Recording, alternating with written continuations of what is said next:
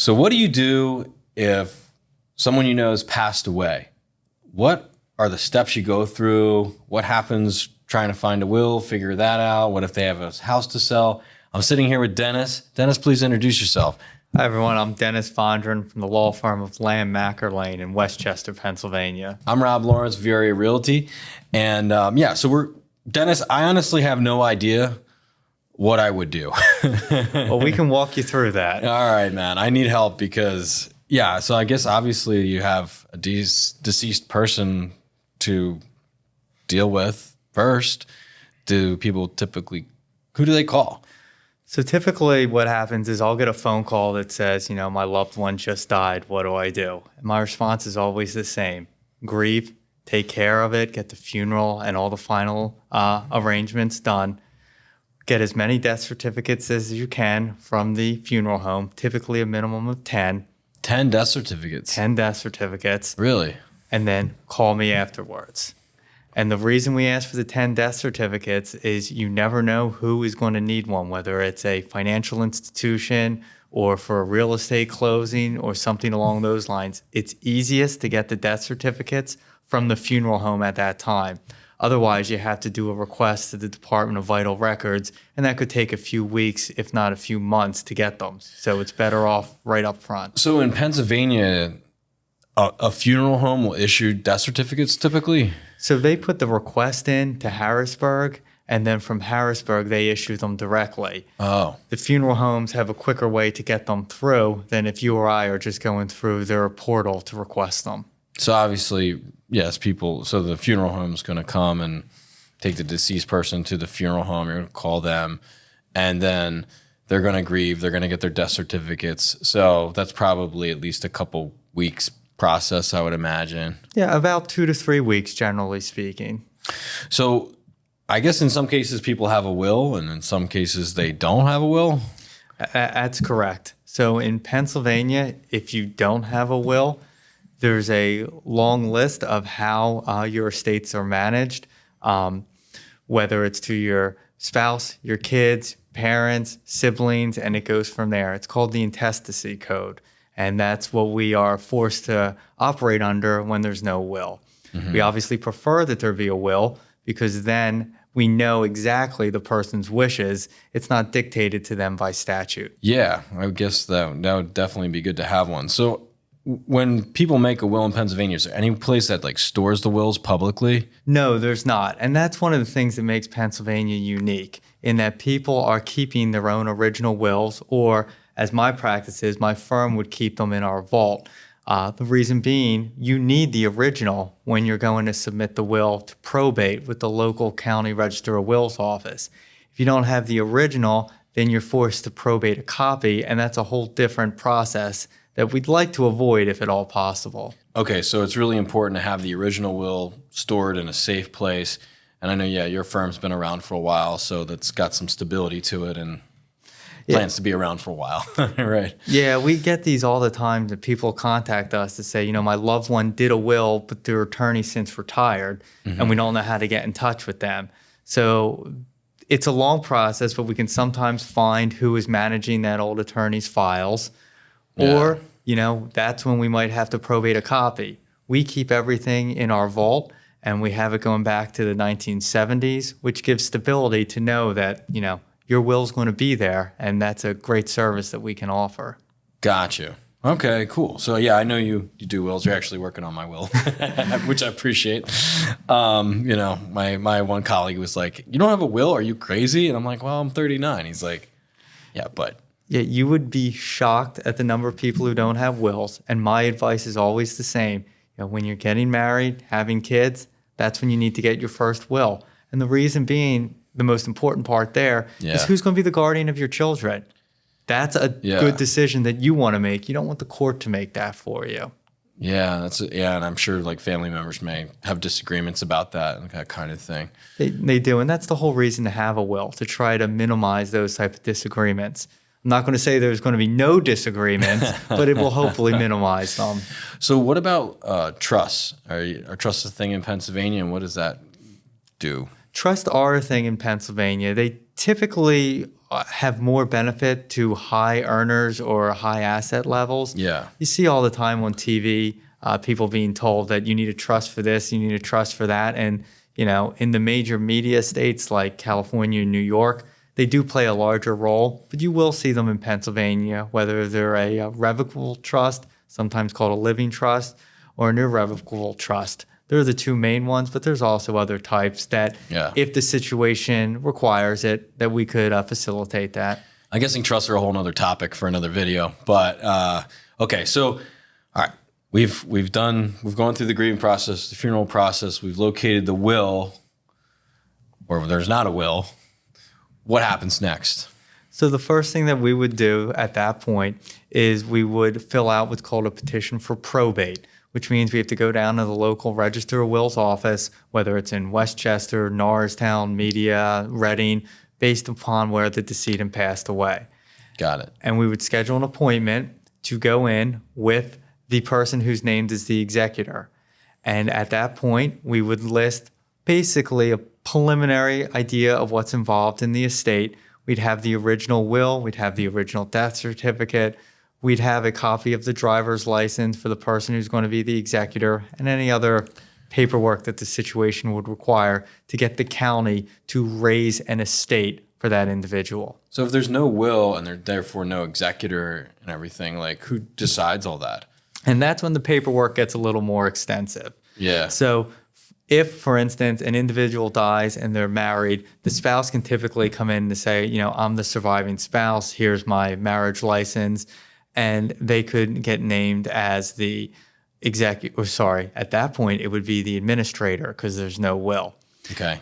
If, however, a person dies, they have 3 children, all 3 kids are at the same level to try to be named in that regard. So typically what you would want to see is 2 of them renounce in favor of another, the third one, to be able to make that decision.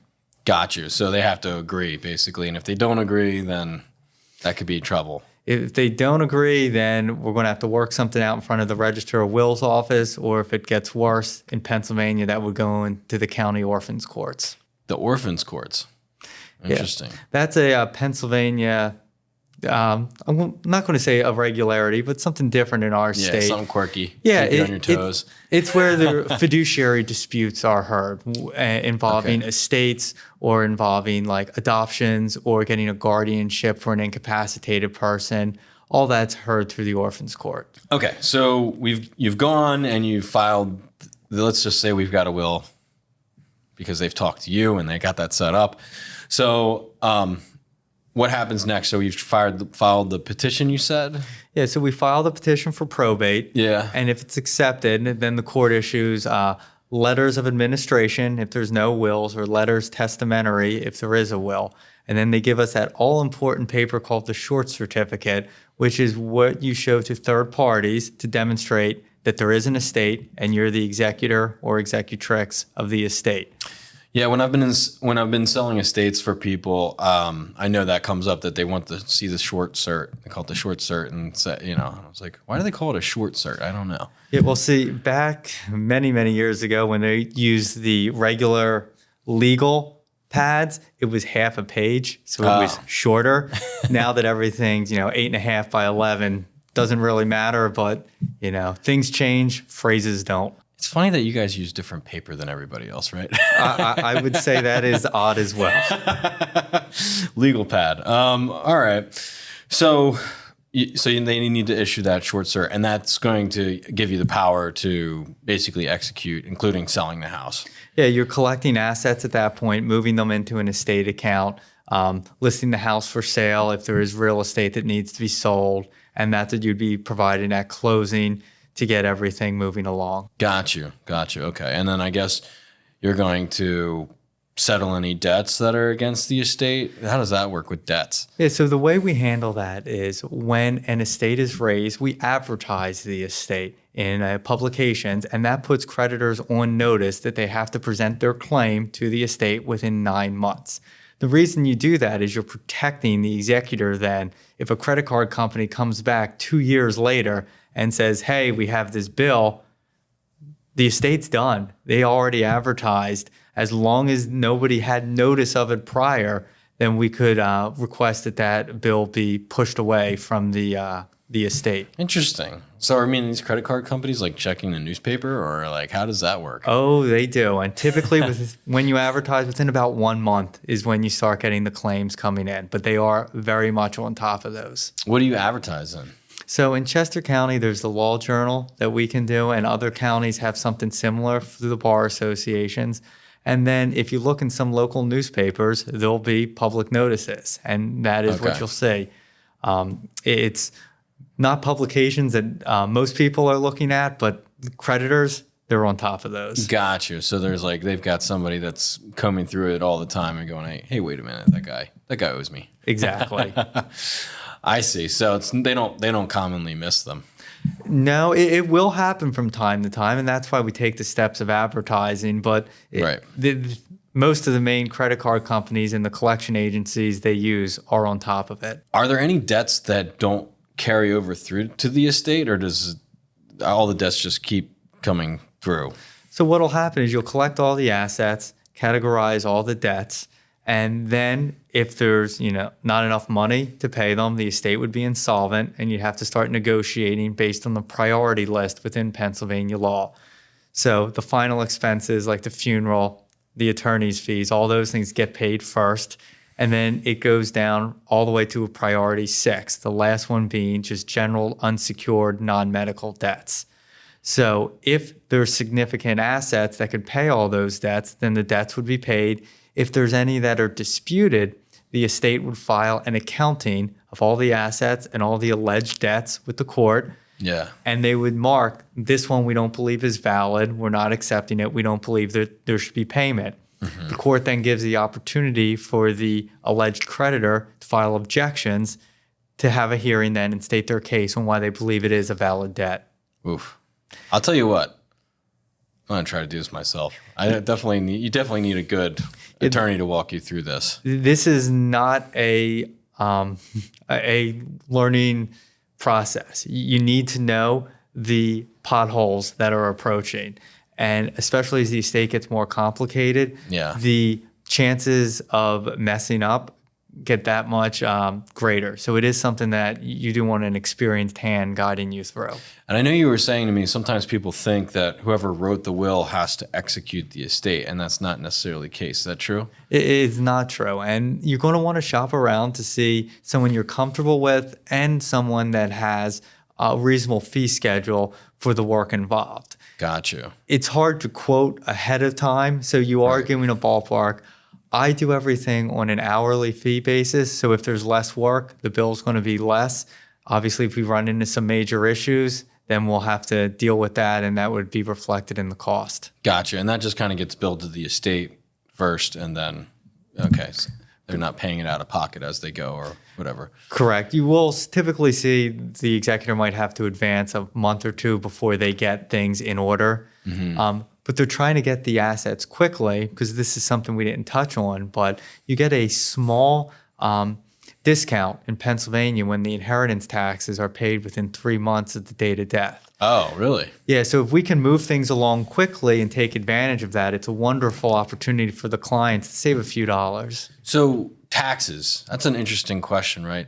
When you have an inheritance, I guess there's like a state inheritance tax and a federal inheritance tax, right? There is. The federal inheritance tax is, I believe, around $12 million right now. So most of the people you deal with are not going to be at that level. Got you. However, in Pennsylvania, there is an inheritance tax return, which is different from an income tax return. We get that all the time. But the inheritance tax return is going to have a tax assessed on any inheritance going to children, siblings, or other third parties. So if a spouse passes away first, the tax rate in Pennsylvania to the surviving spouse is 0. All right. So if the wife dies, the husband's not paying tax. Right. You still might file a return to take advantage of a few opportunities, but yeah, it's a 0% tax rate. To the children, and this is the more common one, it's 4.5% in Pennsylvania. Gotcha. I see. So if someone passes away, they're usually 4.5% of the value. How are they? Sometimes I guess like the house is going to sell, I guess, so they know the value of that, right? And then Other assets are usually pretty easy to value, or Yeah, you're looking at a date of death valuation for most of them. For the house, as long as it's sold shortly after the estate's open, you can use the implied market value, which generally speaking will be an advantage to the estate. If there's something different, we could get an appraisal if we believe that the valuation reflected by the common level ratio and the tax assessment factors is inaccurate. okay, so you're saying like they can just get like a fair value based on the assessed value by the tax authority? Exactly. I got you. Interesting. Okay, and there's a ratio they use because I know that's always like off. Whenever I look at it, it's like I'm selling a house for 600,000 and the assessed value is like 300,000 or something like that, right? Yeah, a lot of it depends on how recently different counties have done reassessment. For instance, Delaware County has done one recently, so theirs is going to I heard mirror. about that. Yes, everyone's heard about that. Everyone's upset. So theirs is going to mirror the value more. Chester County hasn't done one since the late 90s, so you're going to see a larger fluctuation in that regard. Got you. Okay, interesting. So you may need an appraisal. So you don't necessarily have to wait for the house to sell to do the. Oh, I guess what? That's if the house is transferring. Yeah, so generally speaking, we can estimate the taxes ahead of time to try to take advantage of that discount period. We are going to want the settlement sheet for a tax return to use deductions where appropriate for the fees that were incurred by the estate for the sale of the real estate. Got you. So- You got to pay me. Exactly. And we can make estimates to Yeah. take advantage of that to maximize the deduction available. But when Okay. we're filing the formal inheritance tax return, we're going to want all of our ducks in a row there. Okay, got it. Okay, so basically, you're going to do all that stuff, and then I guess there's like a closing out of the estate and then a disbursement. Yeah, there's two ways to do it. We touched on before the more formal way with the accounting being filed with the court. If the family is in agreement, we can do an informal family settlement agreement that everyone sees the books of the estate, sees where everything's going, and if they're all in agreement, they can sign off on it, and then we could close the estate with the court.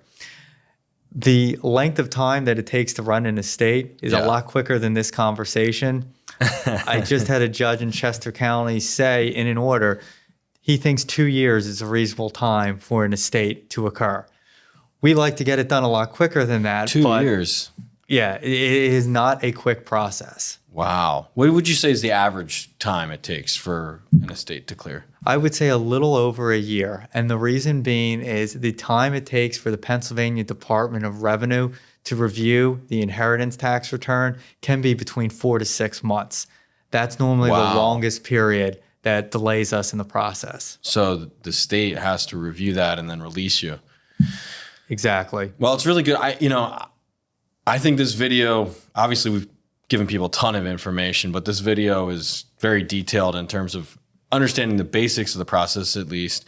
And I think, again, you're there for answering people's questions, right? If they need something. Yeah, you need to have an attorney that you're comfortable asking them questions. There are no stupid questions.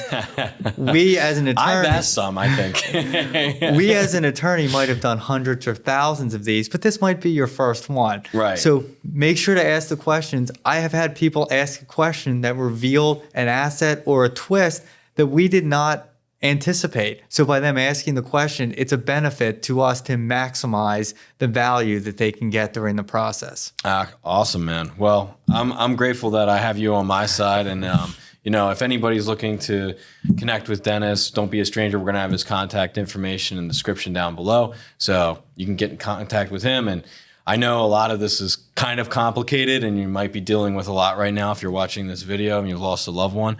But we're here to help you through it. He's on the legal side. I'm on the real estate side. So don't be a stranger to me as well. You can reach out. My information will also be down below. I appreciate the opportunity to have this conversation. It's some really important information for people. Yeah, thanks, Dennis. I appreciate you, brother. Take care, Rob. All right.